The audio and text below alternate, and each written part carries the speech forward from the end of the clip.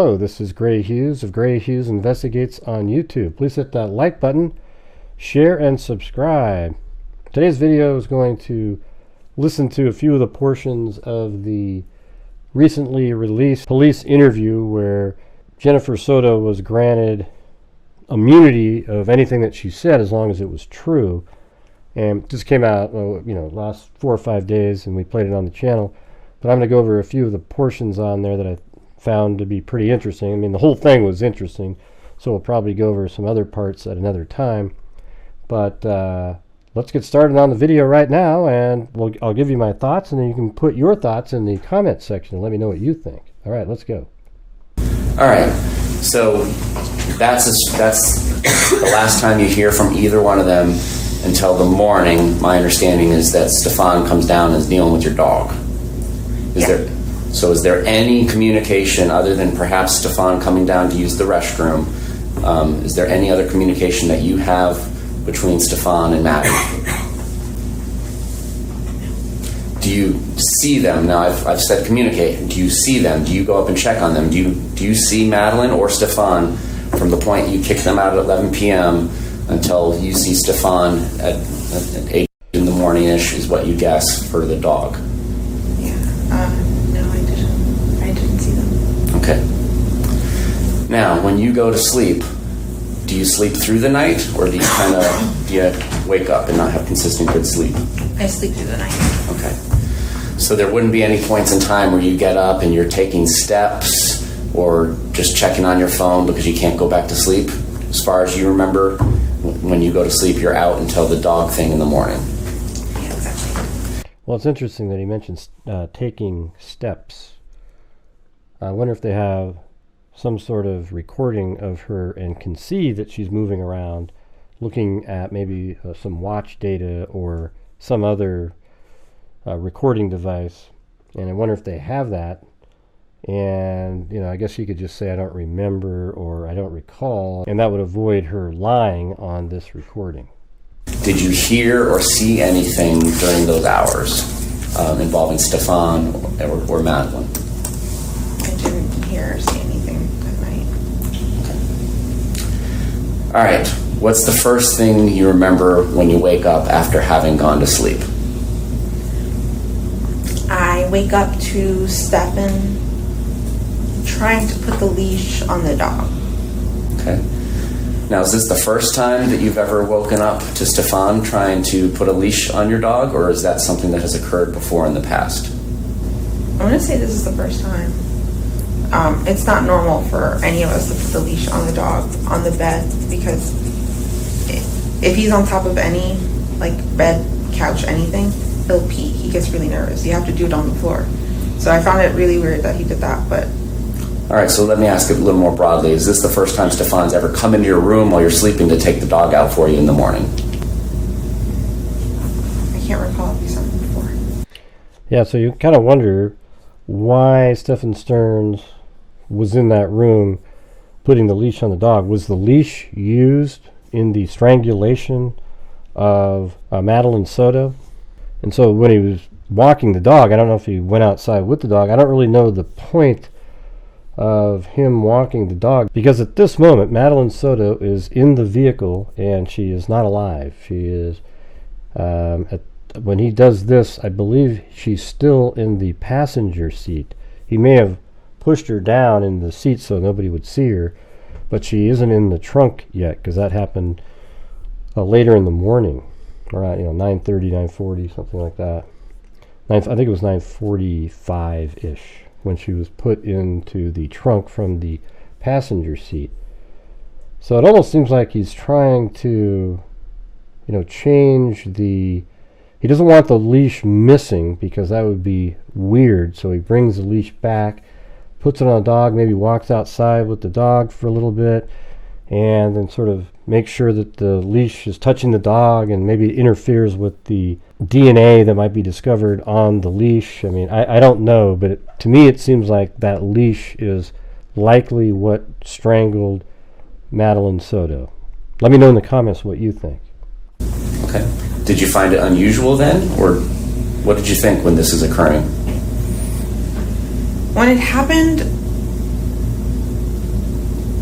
I think I was more, I found it off, but I was more worried over the dog. I was like, please don't pee on the bed. I don't. And here's something that I've thought about. See, I've wondered if Madeline Soto was still alive during these early morning, the driving around, that she was still alive, but she was just sort of just totally out of it from drugs. And is it possible then, I guess, that he's coming back to get the leash, but makes it look like the leash is on a dog, but then he takes the leash and, where did the leash go after that? So he puts the leash on the dog and he walks the dog. Did he bring the dog back inside the house? And where was the leash after that? Did he then take the leash with him and at some point strangle her just before he put her in the trunk? So I think it's possible that she was still alive while driving around. He just had her drugged so that if he was caught when he was doing his driving around to make sure that she's seen on camera, if he was pulled over, then she would still be alive and he wouldn't have the same severe punishment. It would be like a sort of assessing his risk. And then when he finally made the decision to put her in the trunk, just before that he strangles her, and maybe that's when he used the leash. And that was around 9:45, which is only like an hour and hour and a half after putting the leash on the dog. I want to do laundry. Okay. So I was more anxious over that. He put the dog on the leash and told me to lay down and go back to sleep. And I said, okay. So were you not laying down when he tells you to go back and lay down?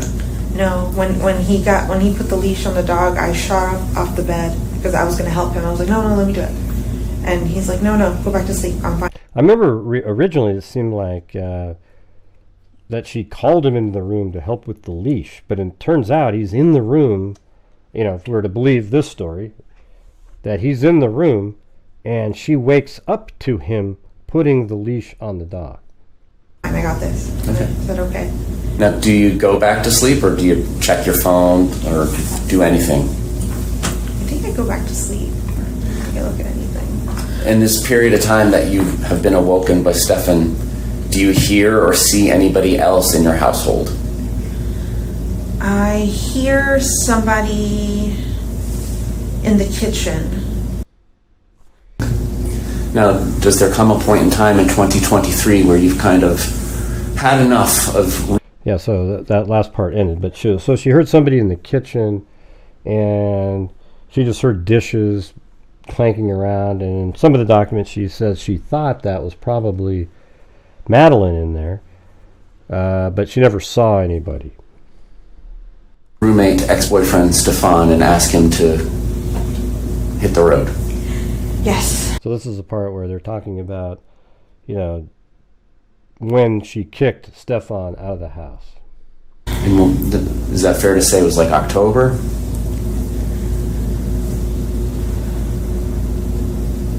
Maybe, like the end of October, because then I gave him all of November and told him he had to be out by December 1st kind of thing. But yeah, that sounds about right. And then did you kind of ask him to leave a month earlier and it was a source of arguments?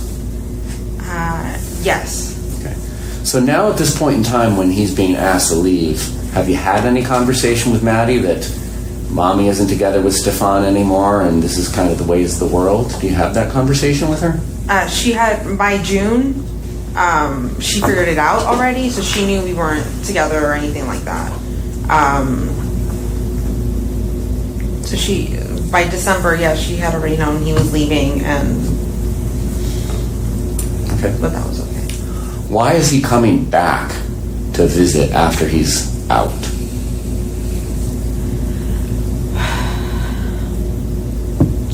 We're still friendly with each other at this point. Christmas is coming up, and we wanted to spend Christmas together. So he comes up for a few days during Christmas. I mean, it's interesting, like, she breaks up with him, but they still want to spend Christmas with each other. So for me, it has that feeling like he's been around for so long, for 7 years, even though they're not together, he's still considered like part of the family, but isn't really like sort of romantically involved with Jennifer at this point. And, hopefully, unbeknownst to Jennifer, he was doing activity, CSAM kind of stuff with Madeline, and apparently she didn't know about it. And then he does visit a few more times after that, but for the day.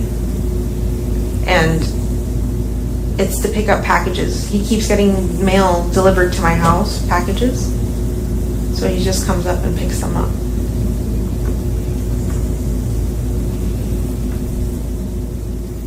And when he comes to visit after... So he drives all those miles to pick up packages? Why wouldn't he just have the packages delivered to his parents' house? He's been kind of kicked out. Is he paying rent, or how is this working, or is he just coming to visit? He's just coming to visit. Is your father making any arrangements to rent bedroom number 4? Because this is his income that he's losing. Yeah, we had it. We had like an ad posted to see if we can get any renters. So we were trying to rent it out, but then we had to stop. And what happens if you had ended up renting room number 4? Is Stephan going to still come up and visit you and sleep in your bed? I don't know. I hadn't even thought of it at that point. At one point you told investigators that Stephan was quote-unquote stuck down there until they could afford for him to come back. Were there plans for him to come back? We had discussed him coming back and living with me. We weren't sure if temporarily or like for me to help him out with the place for a little bit before he can find his own place and move out. Or we were also considering talking about living together as like a companionship. And with my best friend who's helping me out with my child. Because you told investigators that a lot of the reason your relationship fizzled off with Stephan was that your antidepressants. You had moved on to other people, had you not? Yes. And so despite having moved on with other people, you were still having Stephan come up and visit, and there were plans to cohabitate with him again, potentially? Possibly, yes. Yeah, so that doesn't make a lot of sense to most people. Like, you break up with him, he moves out, but you're seeing other people, but then you're going to have him move back and live in the house, and apparently, obviously, at that point, he'd still be sleeping in your bed and doing all these different things. How would that work with the, people that you're seeing? Doesn't really make a lot of sense.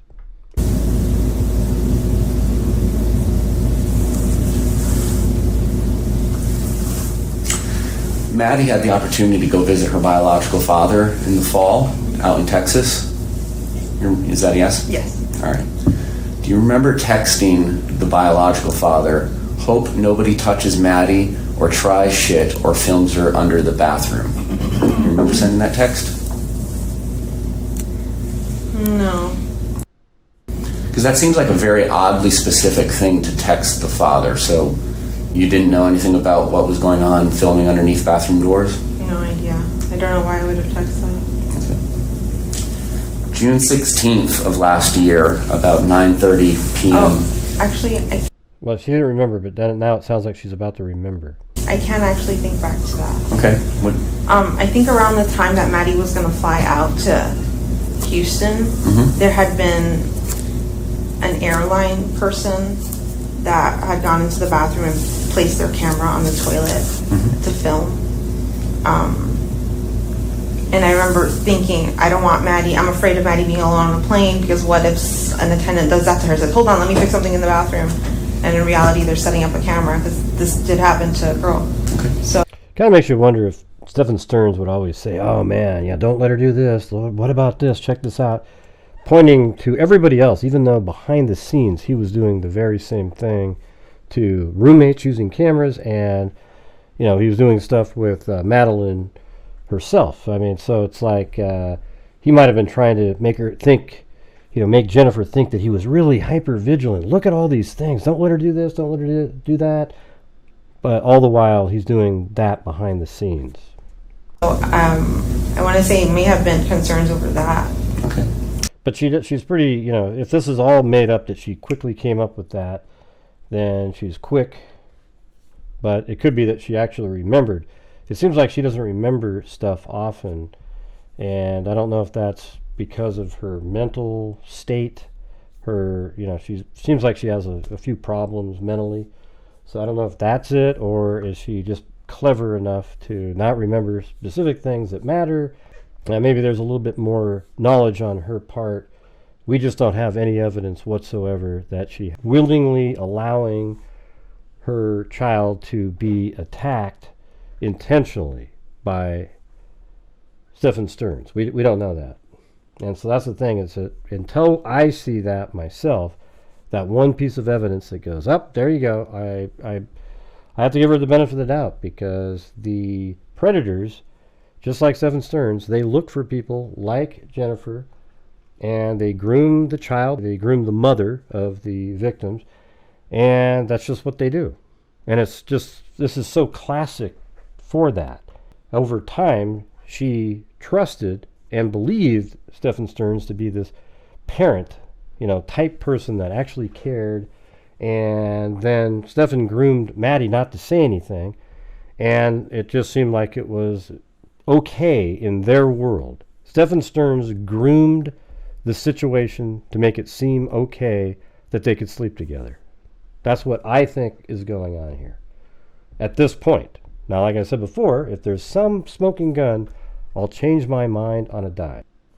Did Madeline ever have effects from taking the hydroxyzine in the morning? Still be kind of sluggish? Yes. How often would that occur? Was that every morning or not every morning? Not every morning. If we happen to give her medication later than normal and routine, that would happen. But And were there ever any instances where she had taken too much of the medicine? Perhaps you and Stephan had given her medicine, not knowing that the other person had? Yes, that's happened once How before. Just once or more? I want to say once. Okay. Right. Maybe that's all she can remember, but I guarantee you that may have happened many more times. It's just that Madeline probably went to school a little bit groggier, and there was no questions asked, etc. But there was probably one time when she said, "Hey, wow, she seems really groggy," and he goes, "Oh, wow, I gave her a dose too. I didn't realize you had." Well, wouldn't that be something you'd wake somebody up and say, "Hey, have you given her a dose? Because I'm going to give her a dose if you haven't." He doesn't ask. He probably knows that she gives the dose, probably even watches and waits. And then when she gets the dose, then a little bit later, when she's asleep, he gives her another dose, probably makes up some reason. "Oh, yeah, I think that was only half a pill. Here, the one, you got to take this one." And now she's totally out of it. And then he performs his acts on her and takes pictures of it. And takes, I don't know, he took a bunch of photos, and is he uploading these online? I guess that's all stuff that we got to figure out later. Were you taking medicinal marijuana in pill form at any point, or THC? Yes. And what do those pills or tablets or capsules look like? They're purple capsules. Did you ever suspect or confront Stephan about giving those medications to Madeline? No. So during this incident where Madeline had been double dosed with hydroxyzine, do you recall any conversation you had with Stephan and inquiring as to whether or not he had accidentally given her any of your THC? That hadn't occurred to me. I had asked him. Yeah, I mean, that's not something you probably would think of, because the THC wouldn't be something that would be sort of naturally administered to Madeline in the evenings. The medication, the hydroxyzine, I guess it's called, is given to her every single night, so Stephan Sterns would have an out on that. He wouldn't get an out by giving Madeline some of the THC pills from Jennifer's bottle. The one morning Maddie wouldn't wake up and get ready for school, and she was just out of it.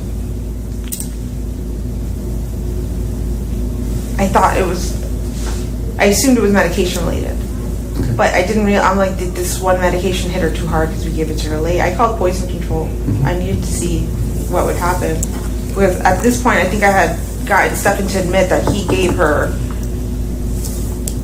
a second dose of the sleeping meds as well. She got him to admit. I mean, that sounds different than just sort of a conversation where one person goes, oh, whoa, I gave her one too, you know, I didn't realize you did. It sounds like she had to try to persuade him if it's to get him to admit, although that could just be the way she's wording it. He thought I had given it to her in the first place. Okay. But that was with hydroxyzine. I didn't know anything about THC, the marijuana. I'm just asking you. Oh. I'm asking if you remember having that conversation. There is a conversation on your phone about you were relaying that Madeline said that she suspected that it was different bigger pills, and you relayed that to Stephan and had a conversation with him. And if you don't remember it because it was a year ago, that's fine. Now, June 16th of last year at 9:30 p.m. and 27 seconds, you texted Stephan this: Maddie's no longer sleeping with me. I can't risk it. What does that mean? Yeah, the thing is what does that mean? See, that comment there is about as close as I've seen so far to have some nefarious meaning, but there's also non-nefarious meaning. So maybe in the comment section, let me know what you think that means when she says, let's read that again. You texted Stephan this: Maddie's no longer sleeping with me. I can't risk it. Maddie's no longer sleeping with me. I can't risk it. Maybe that means like she couldn't leave the house because Maddie's no longer sleeping with her. But I mean, I guess that doesn't make any sense either. I mean, I don't even really know what it would mean nefariously. She's no longer sleeping with me. I can't risk it. Like, hey, is he saying, I want to sleep with her again tonight? And she goes, well, she's not really sleeping with me. I can't risk it. But what does that mean? I mean, you'd have to like assume a bunch of stuff for that to be reality. So let me know in the comments what you think that means, and try to come up with a non-nefarious reason and a nefarious reason. Okay, let's get back to the audio. What does that mean?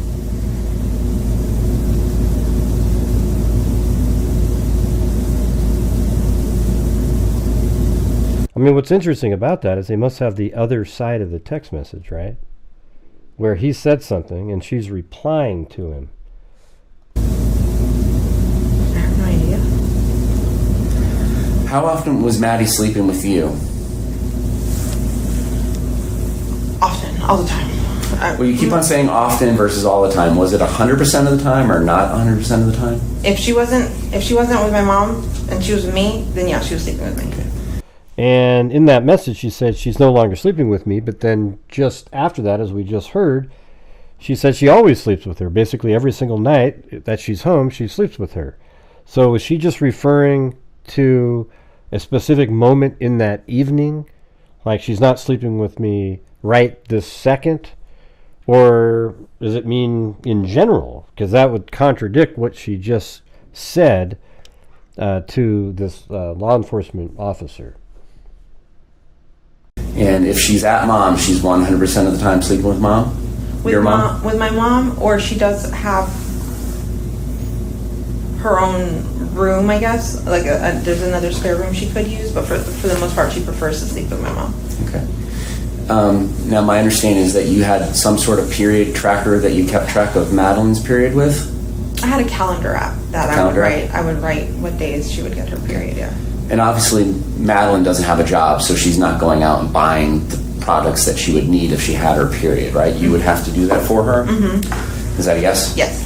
So, do you remember her using any of those products at all in February? Because I assume you take the trash out, or does she take the trash out, or how does all this work? I take the trash out.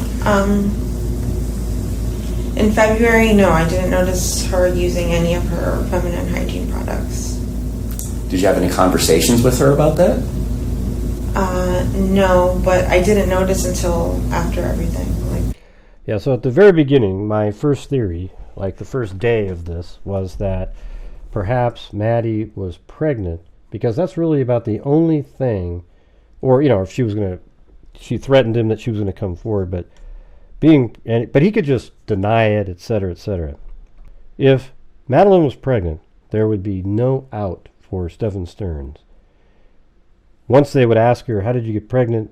She obviously would say that Stephan Sterns is the father, and that would lead back to him. Even if she didn't say that after she had the baby, they would do DNA testing, and then it would lead back to Stephan Sterns. So that would be the most likely reason for someone to actually kill, because there would be no out. And I'm just wondering if they have this information. The only thing we've heard about so far is that Madeline was strangled, but we don't have any other information about the toxicology or any other information if she was pregnant, etc. It sounds like she missed her period in February, and she didn't use any feminine hygiene products during that time. Because it would have been due like at the beginning of February, and this all happens at the end of February, so she's almost due again in March. So you never had any conversations with her about not having her period at the beginning of February? No, she's had other periods that have been missed or like super late, so I just assumed this was going to be one of those situations again. Okay. But no, I didn't. Did you ever discuss her periods or lack of periods with Stephan? I don't think so. It's my understanding that Maddie had to take Miralax. I'm familiar with that myself because of my daughter when she was little. So she had constipation issues? Yeah. Would it ever cause her discomfort, physical pain, bleeding? Yes. And how are you aware of that? She would tell me. There have been moments.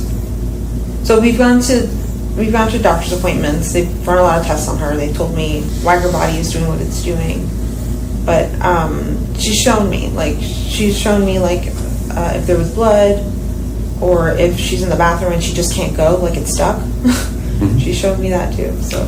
Did she ever specifically seek treatment for tears or bleeding or anything due to her bowel movements? No, I don't think so. Tears or anything like that, no. I don't think there was ever a tear. Okay. I don't like that part where she says, I don't think there was really a tear, As if there was some other thing. I mean, he should have followed up with that. Well, we said there wasn't a tear. What was it that you saw? Was there swelling or any other thing like that? We didn't get that follow-up question. February 26th, the whole purpose of Stephan coming and taking Madeline to school was so that you could get some sleep. You had missed your medication Saturday night, so on and so forth, right? Yes. Is there any particular reason Stephan couldn't have driven your car to take Madeline to school and therefore not embarrass her and he could just drop her off normally? Yes, but because he's not on my car insurance, I was very nervous to let him drive my car. You did let him drive your car after this occurred, though, right? Yes, but he was very insistent because he wanted to go look for Maddie, and he had a spare on his car because he had a flat, so he couldn't drive his car. So he just really wanted to go out. So I just let him. Yeah, so that actually makes sense, right? I mean, that was in my head right when she was asked that question. I go, well, he had a spare tire on his car. Probably didn't want to drive that far. But now we know what's crazy is he took Jennifer's car back out to the crime scene. And he was there, I think it was like 3:15, 3:30, I'm just going by memory here, in the morning. He's out there, and eventually it ends up where one of the dogs scented on the trunk of Jennifer's vehicle. So he took Jennifer's vehicle all the way out to the crime scene. And then Madeline, I don't know if it was just items that were on her that he put into the trunk. Maybe he changed her clothes from what she was actually wearing originally and put those in the vehicle. I don't know if they've ever found the items that, remember when she was in her mother's insurance company business, when they were being asked, they both said, or at least Jennifer said what she was wearing. And I don't know if they've found those items yet. There was a little disagreement there. I think Stephan Sterns was more like she was wearing jeans and so forth, and then she switched it to black pants or black shorts, and it just, they didn't match, but he went with what she said.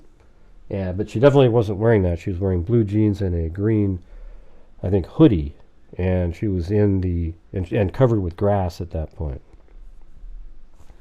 I wasn't comfortable with it. During your previous interviews, and you did it once today, you kind of interchanged I, we, or Stephan dropping Madeline off at school. Did you see Madeline at all on February 26th of 2024, that Monday? No. Do you know anything about how she died? No. Did Stephan tell you anything about how she died? No. Did Stephan tell you about his plans to go back down to Northport in your car that Wednesday morning? Mm-hmm. Well, there you go. Pretty interesting clips there. If you could leave a comment in the comment section, I would really appreciate it. Also, if you could subscribe and hit that like button. If you could hit that like button for me really quickly, though, I would appreciate it. Seems like people forget to do that on the way out. All right, and sorry for my stuffy nose. I've been a little bit under the weather again. So anyways, thank you all very much for watching, and as I always say, until next time, be safe out there.